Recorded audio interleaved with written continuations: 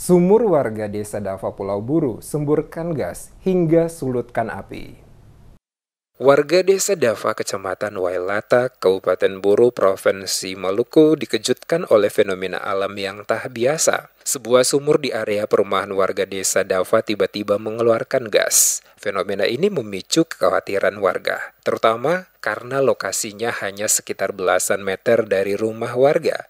Rekaman video amatir yang diambil oleh warga menunjukkan sumur yang terletak di dekat rumah warga tersebut mengeluarkan api saat dibakar. Fenomena ini saat pertama kali diketahui pada Selasa kemarin. Awalnya warga mencium adanya bau yang menyengat yang keluar dari pipa sumur dengan kedalaman 25 meter itu. Untuk memastikan adanya gas, warga mencoba menyalakan korek. Dari ujung pipa tersebut keluar api. Warga setempat bernama Lasado Suwalimbona menjelaskan saat proses penggalian sumur belum mengeluarkan air. Fenomena ini baru muncul pada hari Selasa 15 Oktober dari dalam sumur bor dengan kedalaman 25 meter itu. Kemudian ia bersama rekannya melihat semburan gas keluar dari sumur dan menyala ketika disulutkan api. Penemuan gas alam tersebut sontak membuat geger warga setempat. Untuk memastikan adanya gas, ia bersama rekannya menyalakan korek dan hal yang sama pun kembali terjadi.